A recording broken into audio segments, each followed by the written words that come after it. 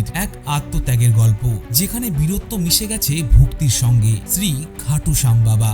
কেউ বলেন তিনি কৃষ্ণ, আবার কেউ বলেন তিনি শ্যাম, কিন্তু ভক্তদের কাছে তিনি অলৌকিক দয়াময় এক রূপ। শ্রী খাটু শ্যাম বাবা কলিযুগের জীবন্ত কৃষ্ণ, যে নিজের প্রাণ নয় মাথাটুকুও উৎসর্গ করেছিলেন ভগবানের কথায়। আজ সেই আত্মত্যাগের নামে কোটি কোটি মানুষ খুঁজে পায় মুক্তি। তিনি আর কেউ নন, তিনি হলেন শ্রী খাটু শ্যাম বাবা। রাজস্থানের এক ছোট্ট গ্রাম, প্রতিদিন ভোরে যেখানে বেজে ওঠে শঙ্খধ্বনি, ভক্তদের মুখে একটাই নাম, জয় শ্রী শ্যাম।